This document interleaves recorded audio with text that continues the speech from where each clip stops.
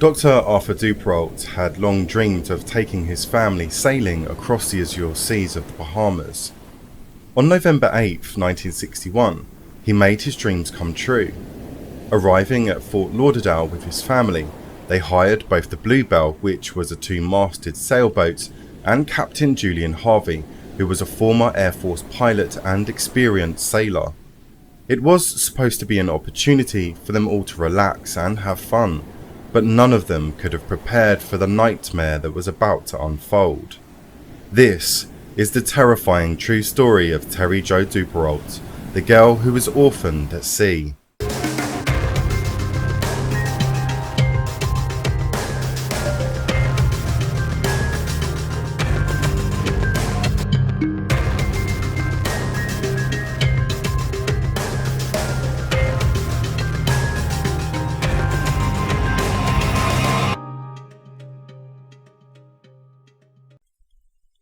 The Bluebell was being chartered by Dr. Duperrault, accompanied by his wife and the mother of their children, Jean Duperrault, their son Brian 14, Terry Jo 11 and youngest sister Renee 7. Julian Harvey, the ship's captain, was joined by his sixth wife, Mary. As he steered the boat away from the docks, the 115 horsepower engine rumbled softly as they made their way into the crystal waters of the Bahamas. Over the next 4 days, Harvey piloted the Bluebell east toward the tiny island chain of Bimini, then further east to Sandy Point, a village that was on the southwestern tip of the Great Abaco Island. The group spent the week snorkeling and collecting shells on the white and pink beaches. All seemed well aboard the ill-fated ship. Early Sunday, Duperrault and the Harveys stopped by the office of Sandy Point Village Commissioner Roderick W. Pinder to fill out forms for leaving the Bahamas and returning to the United States. "This has been a once-in-a-lifetime vacation," Duperrault told Pinder. "We'll be back before Christmas." That night, Mary Harvey prepared a dinner of chicken cacciatore and salad. It was to be the last meal ever served on the Bluebell. At around 9 p.m. in the evening of Sunday 12th of November, Terry Jo went below deck to her sleeping quarters at the back of the boat.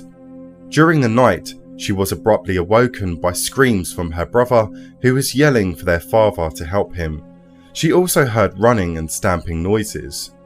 She remained in her cabin for around 5 minutes, then crept out to find her brother and her mother crumpled on the floor in a pool of blood in the main cabin. Slowly, she climbed the stairs and stuck her head out of the hatch. She saw more blood pooled on the starboard side of the cockpit and possibly a knife. She climbed on deck and turned toward the front of the boat. Suddenly, Captain Harvey lunged at her and shoved her down the stairs. She returned to her quarters, but was soon greeted by water filling her cabin. Harvey had scuttled the ship. Then she saw him in the doorway of the cabin, possibly with her brother's rifle in his hands. He returned to the upper deck.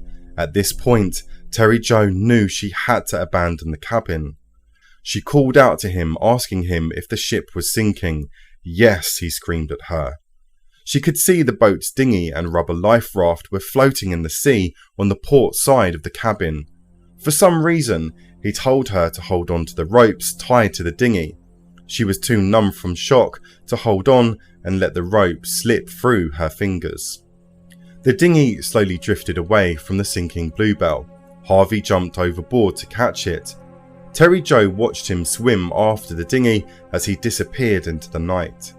She remembered that there was a cork life float that was kept lashed to the top right side of the main cabin, which was now just barely above water. She scrambled to the small oblong float and quickly untied it. Just as the float came free, the boat deck sank beneath her feet into the ocean. She would spend another 4 grueling days in the sea with no food or clean drinking water, enduring the scorching sun during the day and the freezing nights that chilled her to the bone. Terry Jo was, however, one tough cookie and survived against all odds, eventually being rescued by the Greek freighter Captain Theo.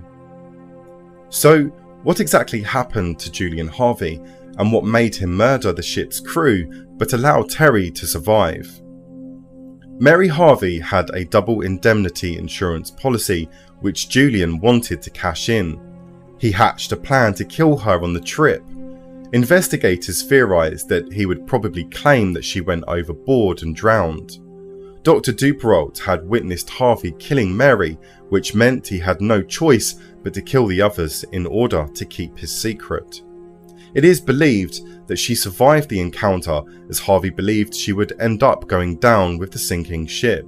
He also had to dive after the dinghy, so had no choice but to leave her. When Harvey was picked up floating in the dinghy, he was found with Renee's body. He claimed he had found her floating in the water and tried to revive her unsuccessfully. The autopsy showed that she had died from drowning, no doubt by his hands.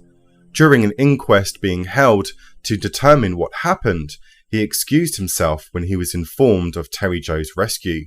He then checked into a motel under an assumed name and committed suicide with a razor blade. Terry Jo returned to her home city, Green Bay, Wisconsin, to live with her father's sister and 3 cousins. When she was 12, she changed her name to Terry.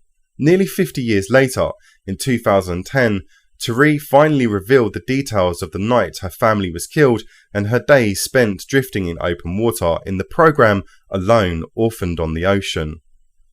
"I always believed I was saved for a reason," Terry told CBS News. "If one person heals from a life tragedy after reading my story, my journey will have been worth it." Julian Harvey may have taken her family, but he could never take away her will to survive or her courage to turn tragedy into positivity.